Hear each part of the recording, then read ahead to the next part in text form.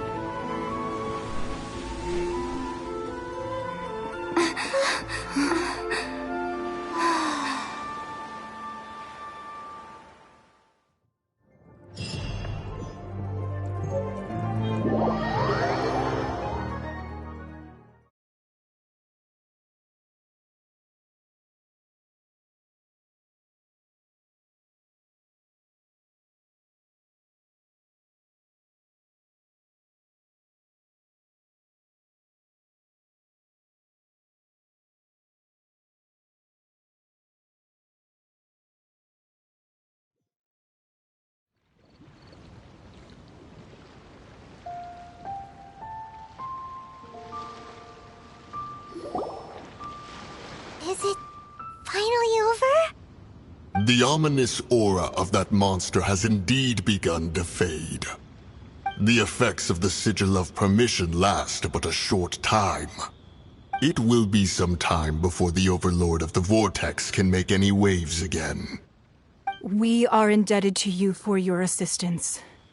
If the Adepti hadn't happened to be here, the future of Liyue Harbor would surely have been in great jeopardy.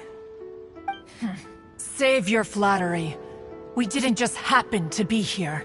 Surely you won't pretend to have forgotten the reason for which we came. Come now. There's no need for such harsh words, Cloud Retainer. I've heard that when Ningguang began learning to do business, she had already started setting aside part of her then limited income in preparation for building the Jade Chamber.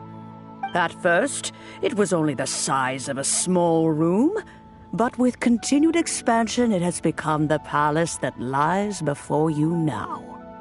It is a testament to Ningguang's entire life, both as a businesswoman and as the backbone of the Liyue Qixing. Seeing the Jade Chamber destroyed in the defense of Liyue means much to her. To me, such cooperation and sacrifice deserves at least some recognition, don't you agree? Well, I was really hoping you would say that such sacrifice could at least be used as some leverage in our negotiations. Thank you all for hearing me out. We know very well why the Adepti came here today. But please forgive us. We cannot yield to your wishes. Oh? 3,700 years.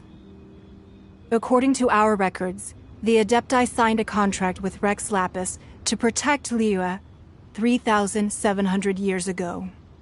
Even to this very day, Liyue and its lands have stood the test of time, immovable as stone, just as it was thousands of years before. This is truly no small feat. But that does not mean that the Liyue of today is the same city as it was all those years ago. Do not merely cast your protective gaze upon the land. Instead, focus your sights on our city and each of the citizens that dwell within it. Are you questioning our means of protecting Liyue? I mean no offense. I simply hope that our Adepti forebears would see Liyue in a new light. Forebears, you say? One doubts you would be fit to be part of such a lineage. This morning, Rex Lapis appeared to me in a dream. What? In the dream, I yearned to tell him that we Qixing, though mortal, are equally bound to the contract. Each passing generation of the Qixing leaves many things of value to be inherited by the next generation. I also thought to tell him how the past generations of Qixing had strove under his rule to survive in our mortal world, establishing a network of contracts which has since come to be known as trade. But I dared not speak. I could only gaze at him in silence until the moment I awoke. Oh, Ningguang. Yet another perspective. What are you trying to say, Outland? Right! That's something that happened in Mondstadt. It's a story about the Four Winds and the people of the animal Archon. The animal Archon sought to quell the strife between the two sides, because he believed that such conflict would only scar the hearts of both, and that nothing good would come of it. Each of the 7 nations has its own scars from the past. Though your point is the very height of simplicity. As Adepti, we've become a laughingstock, to be chastised thus by an outlander who has lent us such succor. All right, all right. Didn't Ningguang suggest that we should focus on the city and each of its citizens? I know I already have, so why not see for yourselves? I apologize for appearing in full armor. I am afraid I cannot show the proper courtesies. And who are you? I am Feng Yan, a sergeant of the Millelith. I have come to extend my thanks to the Adepti. I thought this battle would perhaps be my last. But thanks to the aid of the Adepti, our forces were not as badly battered as I feared we might be. Although I am a mere mortal soldier, I promise to hold the line and never betray the grace given to us by the illuminated Adepti this day. Huh? Why does everyone look so down? Didn't we just beat that big monster? Weren't you frightened, dear? It was quite the predicament. I wasn't afraid. All the strong Millelith guards were there, and those powerful heroes with their visions were there. Everyone was there. When danger is near, everyone always protects me. And the rest of the time, they make fun toys and tasty snacks and loads of things that make the harbor so pretty. Thanks for protecting Liyue Harbor. Please come visit us for the next lantern rite. Unfortunately, we wouldn't be able to participate. Huh? Because we are Adepti. Oh, okay. It must be hard being an Adeptus. Aww. You see, this is what Liyue is like today. The country of contracts is grateful to the Adepti for their protection, but it is no longer necessary for the city to rely on the Adepti's power to solve every little niggling matter. Although their blood is weak, there is still strength to be found in those we call mortals. The time of contracts between gods and Liyue has long since passed. Now is the time of contracts between Liyue and its people. Seeing the port around us now, it is hard not to feel a bit out of place.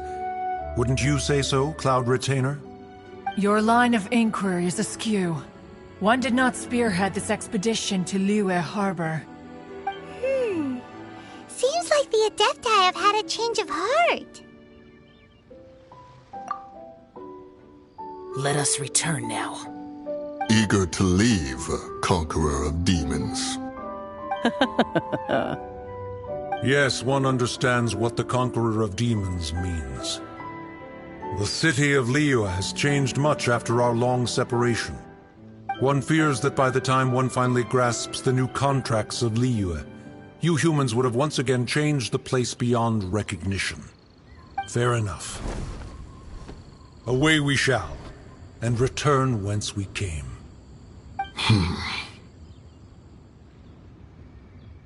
Since we Adepti have consensus, then one shall persist no further. But how will we ensure that the Liyue Chising will not simply exploit their power once we depart? In my view, that is still a thing to be guarded against. All right, Mooncarver, you needn't worry. It seems to me that this right of supervision is best left to the people of Liyue. Looks like the conflict between humans and Adepti was avoided. All's well that... Oh, right! It's nice that we've got peace and all, but we're forgetting one thing. Child wanted to unleash the god so he could lure Rex Lapis out. But we were able to handle the Overlord of the Vortex on our own, so Rex Lapis never showed up. Oh, and speaking of that, don't we still need to get to the bottom of that Archon's death too?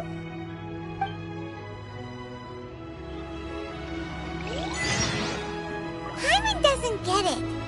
But isn't the strongest lead we have the Adeptiless Rite of Parting that we're organizing?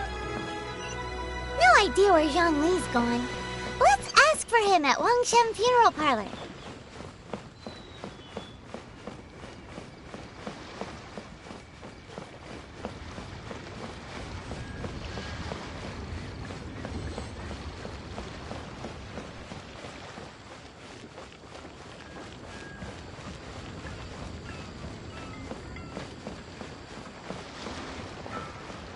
Ahoy there! You there?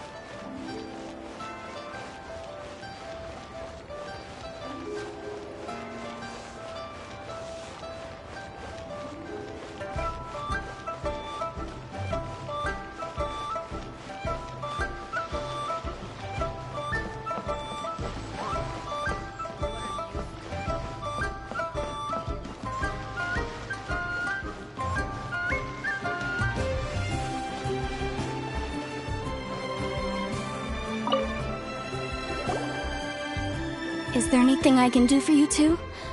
I'm afraid that Wangshen Funeral Parlor isn't in the best state to receive guests. We've come to see Zhongli. Could you please tell him we're here? Unfortunately, Zhongli isn't here at the moment. It seems he went to Northland Bank. Doesn't the Northland Bank belong to the Fatui? Last time we saw Zhongli was before we went to the Golden House. Do you think he doesn't know about the attack on Liyue? Visiting the Fatui at a time like this could only mean more trouble. We had better go and make sure that everything is okay.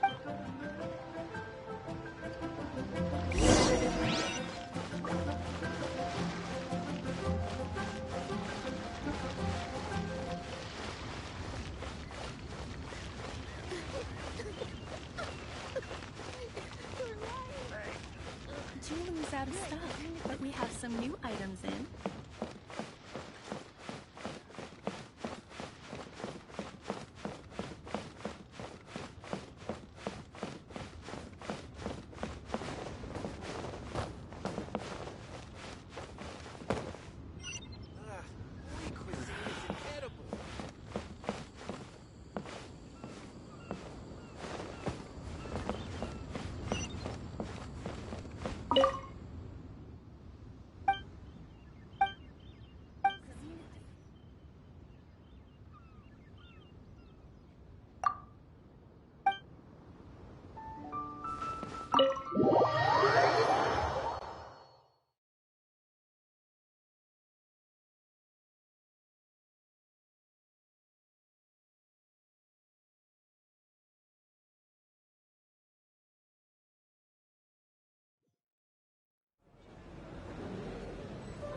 You call this cooperation between Harbingers?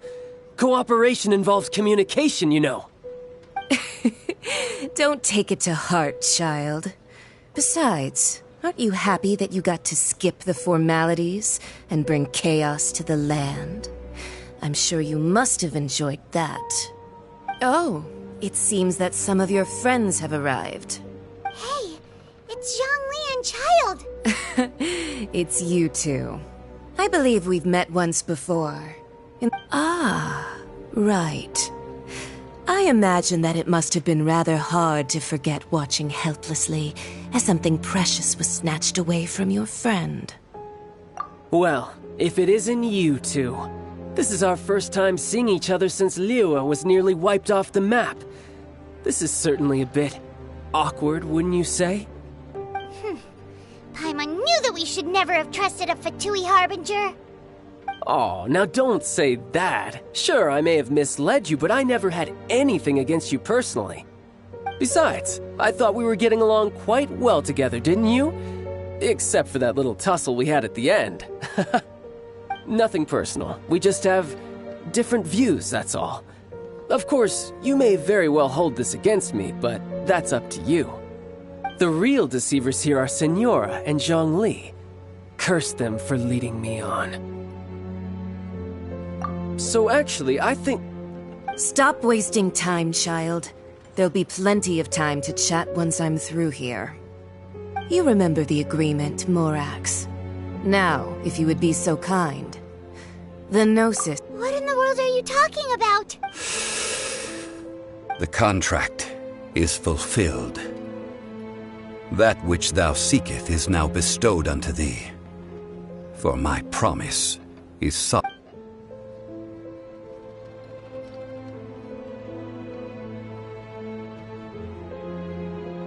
How sanctimonious.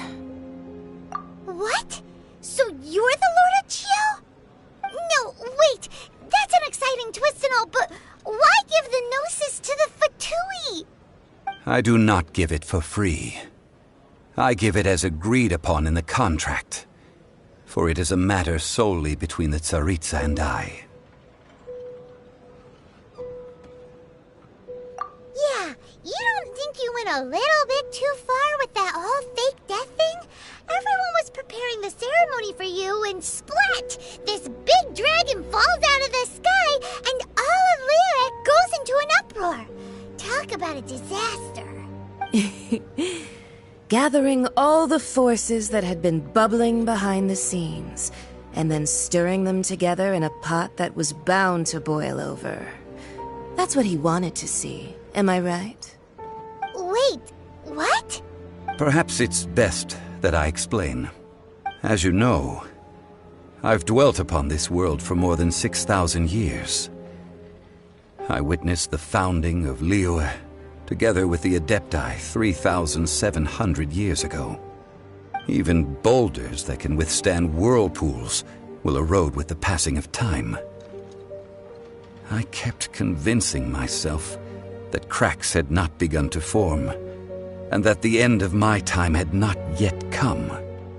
Until one drizzly day, as I was strolling along the harbor, I heard a merchant tell one of his workers, "You've finished your duties. Go ahead and call it a day." I stood motionless among the crowds, asking myself, have I already finished my duties? Oh, Zhongli. But as I began to consider relinquishing my divine role, I soon discovered that many reasons still remained to not hastily depart. Was Liyue, the city I had dwelt in for so long, already prepared to enter its next age?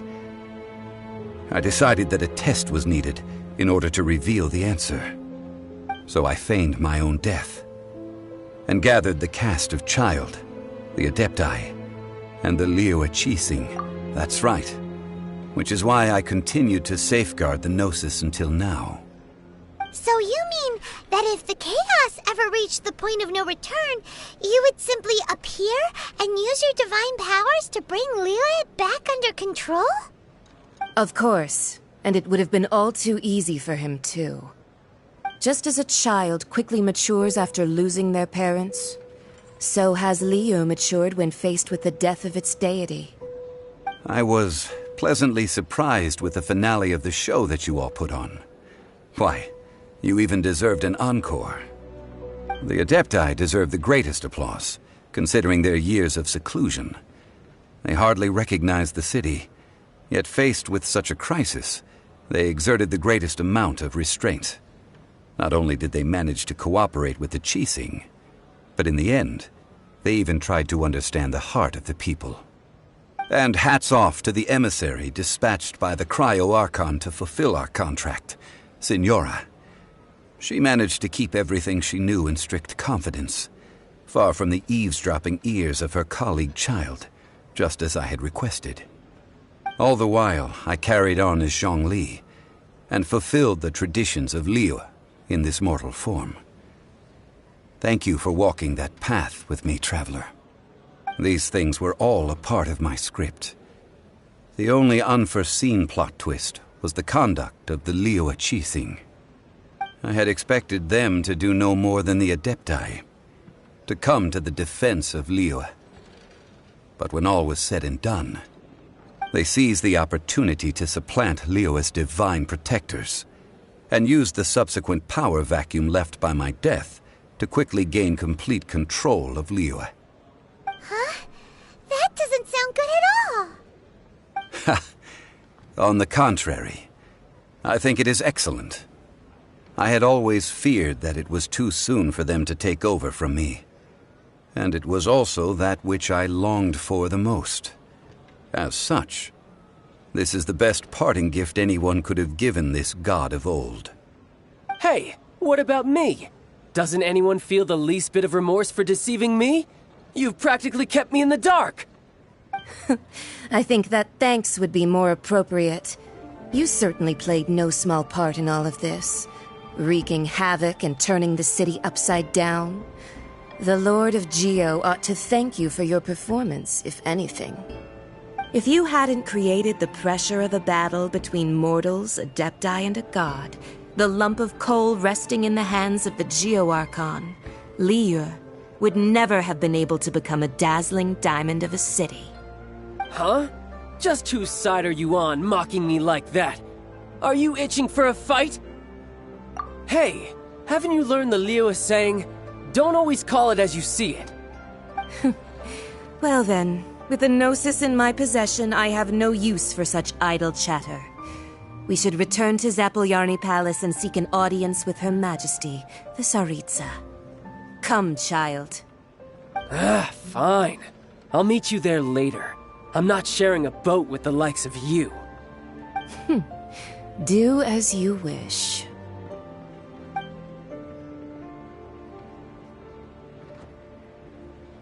Now then, is there anything else you wish to ask me? Right! As Zhongli always told us, a good trade is a fair trade. Paimon has no idea what could be a good trade for a Gnosis. Realistically speaking, there is no such thing. Huh? However, I am the god of contracts. For thousands of years, I have made countless contracts. If the deal was of no benefit, then I certainly would not be inclined to agree to it. My agreement with the Cryo Archon will be the last of my contracts as the Geo Archon. My contract to end all. Uncover that answer for yourself in your future journeys.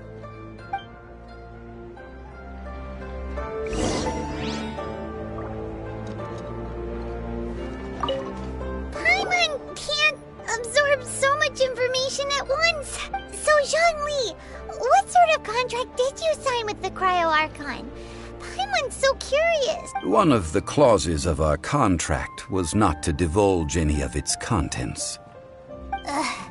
You're so petty.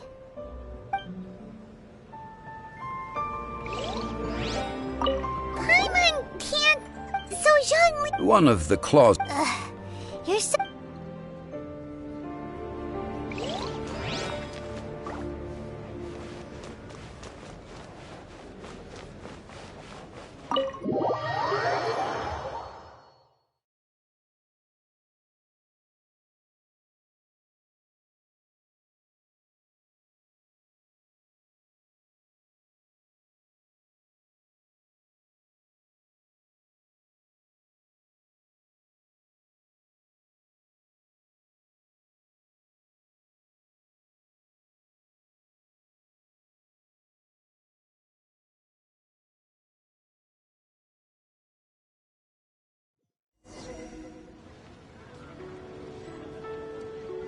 Today's the day of the rite of parting. Although the star of the show is fake, we've spent so much time trying to organize it, it would be a real shame not to go there now.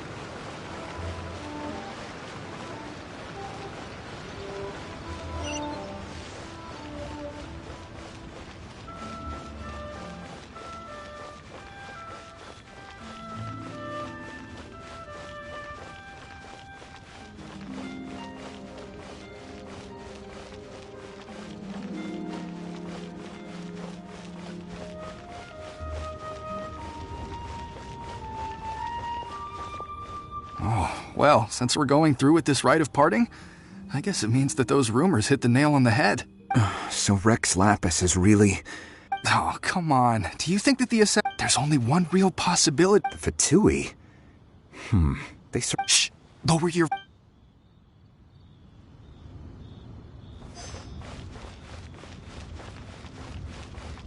You know that god from the ocean couldn't have just shown up out of nowhere. I mean, it's been 2,000 years since Rex Lapis subdued it. Yes, and to think that... Say, do you think the person who assassinated our lord and released that evil god might have been one and the same? Now that you mention it, that's very possible. Yes, it's very possible indeed. I mean, it all fits together.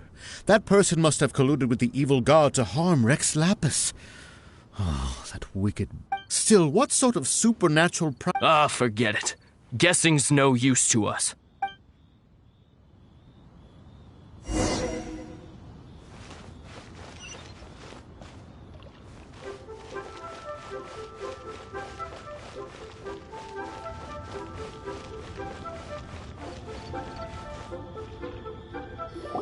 Hear ye all!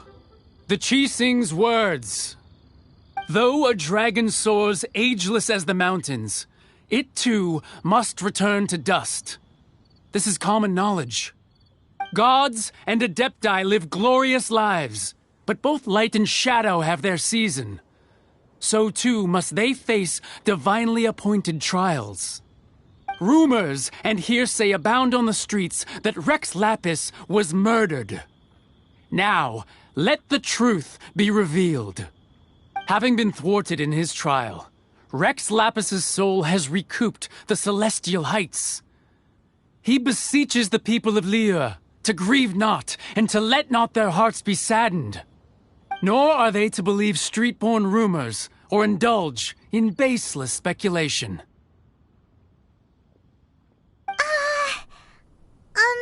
Paimon needs a translation on what the Qixing's announcement said.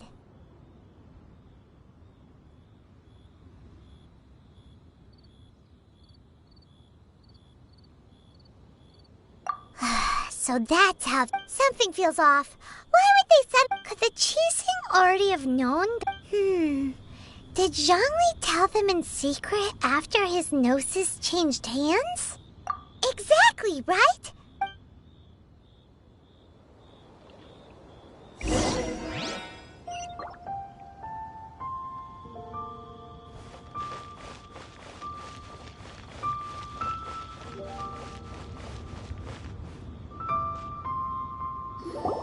Look, it's Ningguang and Keqing. Are they saying something? Are their speeches over? As said previously, Rex Lapis's soul returning to the heavens is the end of the contract. And it is also the end of an era. 3,700 years of contracts burnt and reduced to ash. We, the people of Liyue, were indeed prosperous. But blinded by our prosperity, we forgot that time can be pitiless. The long, unending dream of our Archon walking among us. Now that we have awoken from our dream, we must learn to say farewell. Will you stand with us as we re-establish our contracts? As we build a new age of prosperity? So concludes the words of Her Eminence the Tianquan. Does Her Eminence the Yuheng have anything to add? Huh? Is she looking this way? Traveler. Yikes! She really is looking our way! Is that the traveler who they say defeated the ancient god? So young. The Liyue Qixing always repay their debts. And as you have heard, our eyes see far and our reach is long.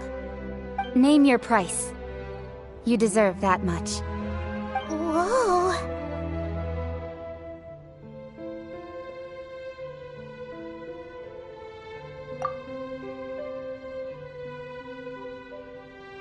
Well, could you help me put up some missing person posters?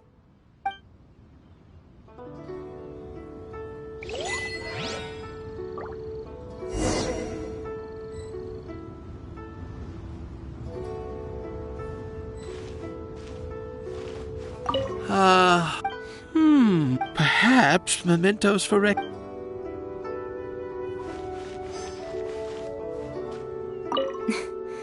Why, you... Were you just trying to look cool earlier, or are you really that selfless? If you were looking for someone, you could have just told me that in private.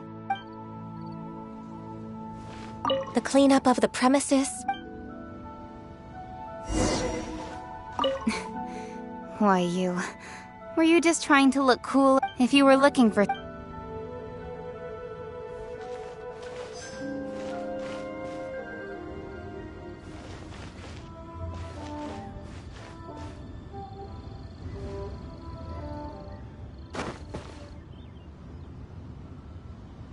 Roping you in was possibly the most masterful move we could have made. I believe that future generations will say so too when our deeds come up for their review.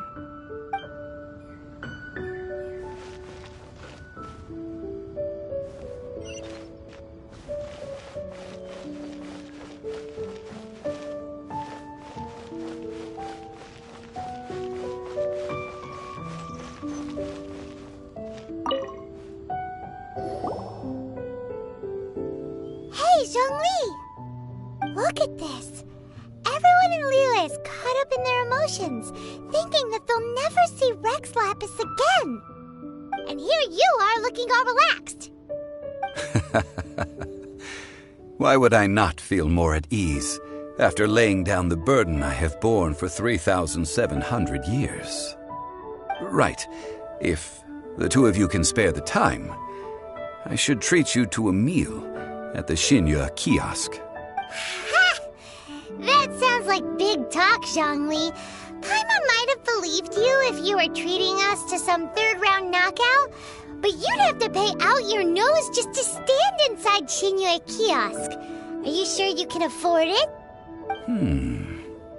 You're right. I do like the Mora.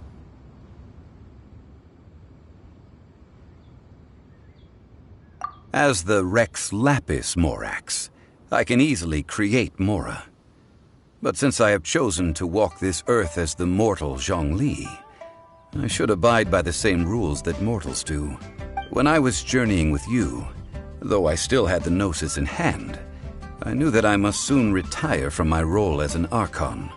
So I had to rehearse a little for my new life. Oh, no wonder! Paimon gets it now. You didn't look at the price tags when we were spending because you've never had to. But since you weren't used to not being able to just make more Mora as and when you wanted to, you had to try becoming a parasite to society who lives off of other people's credit. Well, we were only spending Fatui money. You don't have to say it like that. In the City of Commerce, we do not merely exchange money or goods. We also exchange knowledge, memories, and foresight, as well as positions, roles, and lives. The Archon Morax could never experience life as the true mortal Zhongli could, no matter how many times he descended to be with his people. I must thank you for that. I will treasure the memories that I made as Zhongli, traveling the streets of Liyue with you. That is true. But there is no journey that does not end. No meetings without partings. Paimon thinks that we should make a move and continue our search for the Seven. I fear that continuing your journey may be difficult. The nation that neighbors Liyue by sea, Inazuma, is presently closed. The Electro-Archon Ball. And just as the people of Liyue preferred to call me Rex Lapis, she too goes by another name among locals in Inazuma. Paimon thinks we've heard that one before. Raiden? That is the case. And since Raiden is also the shogun of the Inazuma... That said, though people at the wharf were saying that the situation in Inazuma is very tense, Paimon doesn't remember that always being the case. It wasn't that bad last year. Zhongli, Since you're Rex Lapis, shouldn't you know something about what's happening there? Just how did Inazuma become a closed nation? It's because of visions. Visions? When faced with circumstances beyond their control, humans often bemoan their lack of power. But if a person shows true strength of will at a desperate and fateful moment in their life, the gods will look upon them with favor. This is what visions are. Magical foci bestowed upon those who have been acknowledged by the gods. Uh-huh. That's how people in Teyvat see it. But starting from last year, the Raiden Shogun began promulgating the Vision Hunt Decree. Vision Hunt Decree? Yes. It was an order to seize all visions within Inazuma's borders, and to inlay them upon the hands of a statue of the 1,000-armed, 100-eyed god. They want to seize visions. But why? Aren't visions blessings from the gods? I should think that in the Raiden Shogun's eyes, it is precisely because they are divine blessings that they should be under the sole dominion of divinity. Whoa, that's harsh. The Animo Archon is the god of freedom, and the Geo Archon is the god of contracts. For her part, the Raiden Shogun is the god of eternity. It seems as though she has finally decided to eliminate any unstable elements that could pose a threat to her eternal realm. The fact that even I, the oldest of the seven, have now passed away, will only strengthen her resolve to pursue eternity. Knowing her, she must have again quoted that adage she is most fond of when proclaiming that decree to her people. 7 ideals for 7 gods, and of these, eternity is nearest unto heaven. All right then. Was there anything else you wished to know?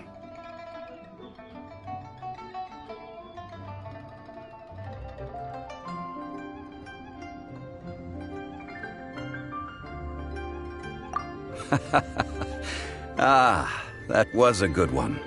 Failing a divine trial. How they came up with that excuse, I will never know. That said, the reason why the Qixing were so eager to resolve the incident and stop pursuing the culprit was indeed because they received news in secret that Rex Lapis was not dead. I hinted as much to the Adepti as well. How did I accomplish that, you ask? Have you ever heard of this particularly convenient Adepti art known as gifting dreams and visions? All right then. Was there anything else you would... Yeah, about that. Before the Qixing made their announcement, we listened to a lot of people talking on the way. Most of them put the blame for everything on Child. These are indeed false accusations. But it remains undeniably true that Child did send people to the Jade Chamber to prevent the Adepti and the Qixing from defeating the ancient god. I've heard that Ningguang is busy milking that for all it's worth on the foreign relations front at the moment, browbeating the envoys of the Fatui. Ha! Those poor Snezhnayan diplomats. If it were not for Child's exalted position as a harbinger, I'm certain that they would have shifted all the blame to him and called for his dismissal by now. All right then. Was there anything else you wished? The time of the Adepti has long passed. If even the Liyue Qixing don't want to face that truth, then what future is there for Liyue? Kuching is absolutely right in saying this. Now, though I did laud Ningguang's desire for power, believing this to be a good thing, and thought as a matter of course that she must have been behind the Qixing's plan to take governing power over Liyue from the hands of the gods and Adepti, could the original person who brought up the idea of seizing power have been... All right then. Was there anything else you wished to know? That's right. Zhongli, now that you don't have your gnosis, what's going to happen to all the Mora in Teyvat? Since Morax is dead, are they all just gonna disappear? Also, isn't the Golden House the only mint in the entire continent? Will it even continue to work? The Mora present now will not vanish. But the Golden House will indeed have to cease operations for a lengthy period of time, since creating Mora requires the use of the Geo-Archon's power. This is terrible! We're all about to run out of Mora! The world is coming to an end! Yes, this is indeed a major issue from a financial standpoint. Well, I suppose we'll just leave such troublesome matters to the Liyue Chising to debate. Then, did you at least set some private funds aside for yourself? Oh, a private fund. This does seem like a good, logical, common-sense idea. It's a shame. What's a shame? It's a shame that I didn't think of it at the time. All right, then. Was there anything else you wish to know? Well, then. I suppose you'll have to find a way to get inside this closed nation. Have patience. I suspect that some serendipity must first come into play.